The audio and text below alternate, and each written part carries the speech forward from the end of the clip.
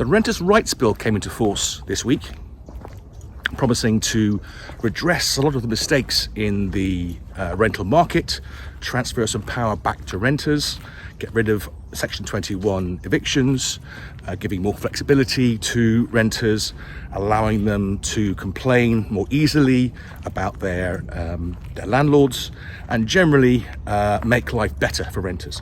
Sounds great. However, whenever a government decides to interfere in a marketplace to fix what it perceives to be a market failure, then very often you fall victim to the law of unintended consequences. And the same applies in this case, unfortunately. So what is planned with the Renters' Rights Bill? Well, first of all, an end to the infamous Section 21s. Now, under Section 21, a landlord can give a couple of months' notice and get rid of a renter without giving cause, and that will go. Also to go will be fixed-term tenancy agreements, replaced with a rolling tenancy agreement whereby only the tenant can give notice and the landlord cannot. So he's stuck with the tenant once he has him or her. Also is a new tribunal service whereby a renter can complain against their landlord, and that tribunal will have strong powers against the landlord if the landlord then retaliates against the tenant. So all in all, it will address a lot of the imbalances in power that are perceived in the rental market. However, this bill is not fixing the underlying problem, it's just addressing the symptoms. The underlying problem is we don't have enough supply. And any year one economist will tell you, when you have limited supply, power sits with the supplier, in this case, landlords. It's basic market economics. And if you want to fix the rental market so that renters don't face the kind of things that this bill is meant to address, you need to have more supply. If you had more supply, then renters would be able to choose between more properties. They could say, don't like the look of that property, doesn't look well maintained, I'm going to choose another one.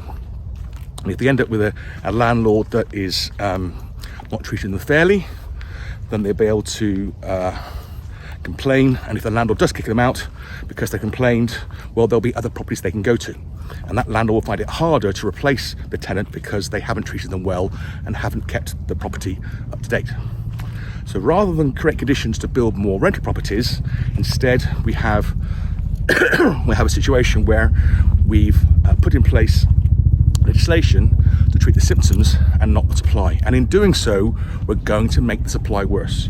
A lot of small landlords have already said they can't take the risk of being lumped with a poor tenant. And this bill doesn't recognise the fact that there are rogue bad tenants as much as there are rogue bad landlords. And so they're going to get out of the market altogether. And one thing we know about supply and demand is that if you reduce supply, prices go up. And this will be no exception. So this bill will have the unintended consequences of making renting more expensive. One quick thing, Harley here, say hello Harley, has a quick request. Would you mind hitting the like button and maybe subscribing? Most people who watch these videos don't, and it really, really helps. Okay, that's it, back to the video.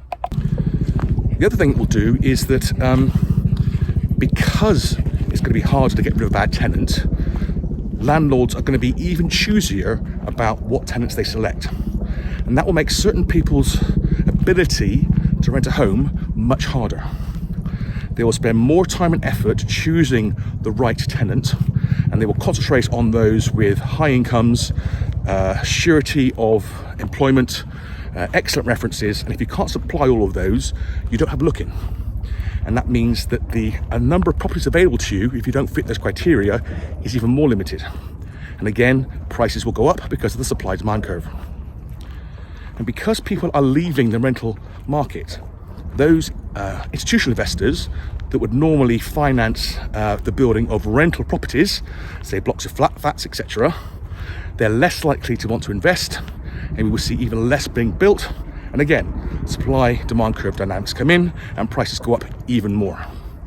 So as you can see, the Renters' Rights Bill, although well-intentioned, is going to have all sorts of unintended consequences that will mostly mean that prices will go up even higher, and that there will be a whole strata of society that will find renting even more difficult than it did before.